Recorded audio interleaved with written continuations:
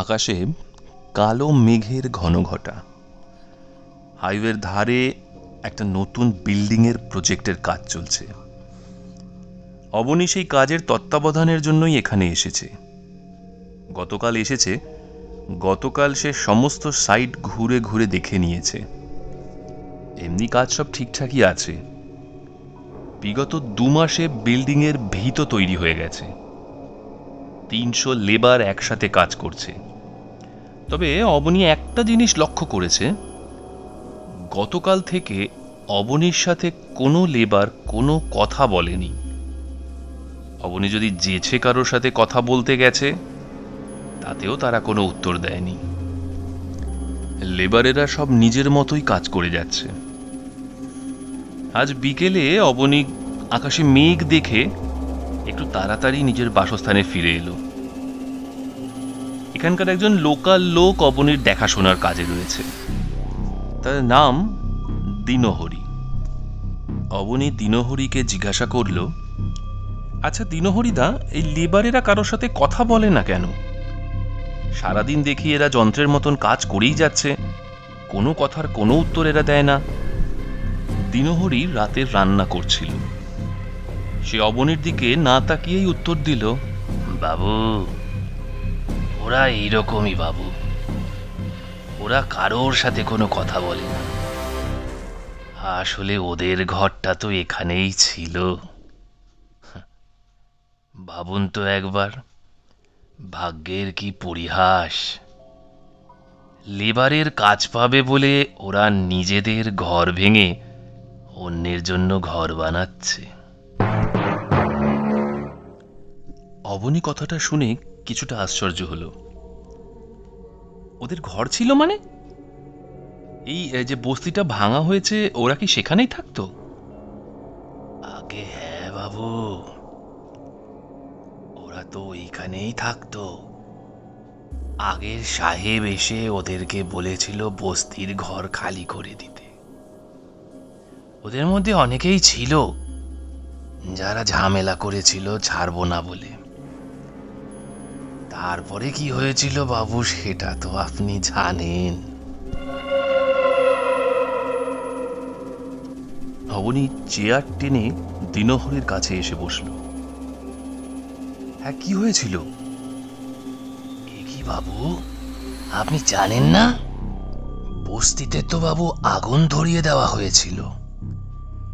আর যারা গোয়ার্তুমি করেছিল ঘর ছাড়বো না বলে, তাদের ঘরগুলোতেই আগুন ধরানো হয়েছিল।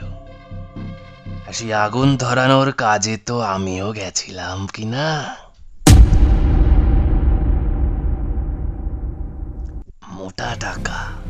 মোটা টাকা বকশিস দিয়েছিল আমাকে বড়বাবু। কিন্তু আগুন কি আর ওরকম ঘর ধরে ধরে লাগানো যায়? এমনিতেই তো কেমন একটা ঘুপচি এলাকা। কেরোসিন তেল দিয়ে যেই দেশলাই কাঠি দিয়েছি জ্বালিয়ে, অমনি ঝপ করে আগুন ধরে গেল সব।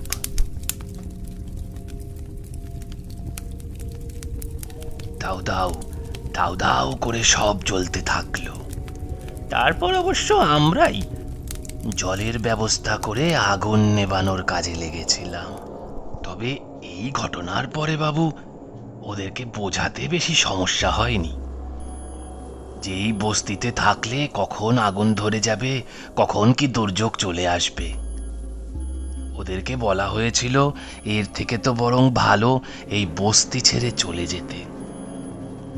অবশ্য তার জায়গাতে ওদেরকে কাজ দেওয়া হবে, এটাই ছিল যুক্তি।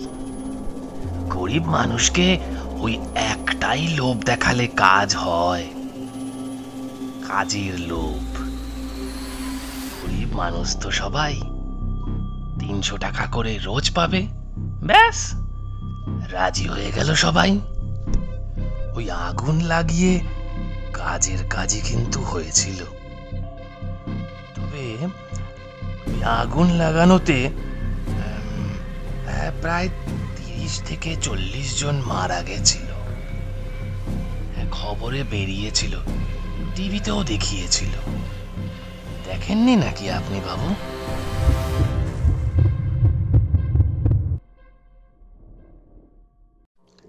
দিনহরি ব্যাপারটা কত শান্তভাবে বলে গেল।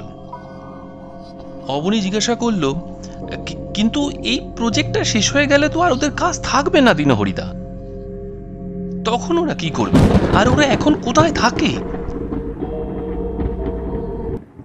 বাইরে মেঘের কর্কর আওয়াজে সবটা যেন কেমন কেঁপে উঠল। দিনহরি বলল, তা আমি জানি না, আমার কাজ আমি করে দিয়েছি। আর ওরা এখন ওই দক্ষিণ দিকে একটা ছাউনি করে থাকে। যান না যান, একবার দেখা করে আসুন। তবে ওদেরকে কিন্তু বেশি কথাবার্তা বলাবেন না। যারা আগুনে পুড়ে মরে গেছিল তারাও কিন্তু আসে কাজ করতে। দিনে ৩০০ টাকা করে মজুরি পাবে, তাই তারাও আসে লেবারের কাজের জন্য।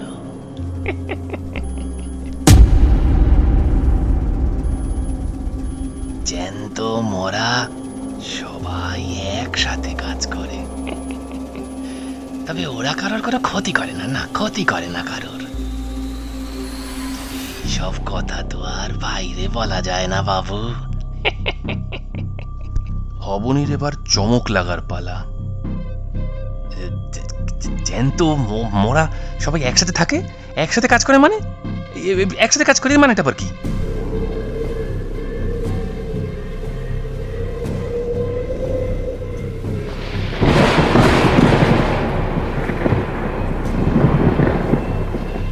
বাইরে চারধারে ঝোড়ো হাওয়া বইছে এবং তার সাথে সাথে কান ফাটানো বাজ পড়ছে। দিনহরি বলে উঠল, হ্যাঁ যান না, যান যান যান, একবার বাইরে মুখটা বার করে দেখুন না। ওই যে দক্ষিণ দিকের যে ছাউনিতে থাকে যারা, তাদের মধ্যে কয়েকজনকে দেখবেন বাইরে দাঁড়িয়ে আছে, বৃষ্টির অপেক্ষা করছে যে তারা আগুনে পুড়ে মারা গেছিল তো, তাদের শরীরে বড্ড জ্বালা। দিনহরি কি বলছে এসব? অবনী এক লাফে দাঁড়িয়ে পড়ল এবং জালনা দিয়ে বাইরের দিকে মুখ বার করে দেখল।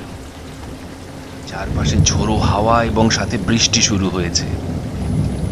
সে দেখল কিছু ছায়ামূর্তি সেই বৃষ্টির মধ্যে দাঁড়িয়ে দাঁড়িয়ে ভিজছে। বৃষ্টির জলেই ধুয়ে যাচ্ছে চারপাশ, সাথে একটা কাঠ পোড়ার গন্ধ, ভ্যাপসা গন্ধ। দিনহরি অবনীর পাশে এসে দাঁড়ালো। দিনহরি বলল, ওই যে বাবু, ওই যে বাবু, ওদেরকে দেখছেন? ওরা সারাদিন লেবারের কাজ করেছে। খাতায় কলমে কিন্তু ওরা সবাই মৃত, কিন্তু যখন বৃষ্টি হয় ওরা কাজ থামিয়ে বাইরে আসে বৃষ্টিতে ভিজতে। আগুনে পুড়েছিল তো, শরীরে বড্ড জ্বালা। তবে বাবু, এসব ভাবলে তো আর কাজে দেবে না। ওরা যদি না মরতো, বস্তি যদি না জ্বলতো, তাহলে তো এই প্রজেক্টটাও হতো না বাবু। তবে ওদেরকে আমি সামনে থেকে দাঁড়িয়ে দেখেছিলাম চলতে। আর এরকম বড় বড় কাজের জন্য কিছু কিছু লোককে মরতেই হয়। যেমন সেদিন ওই আগুন ধরাতে গিয়ে আমিও মরে গেছিলাম।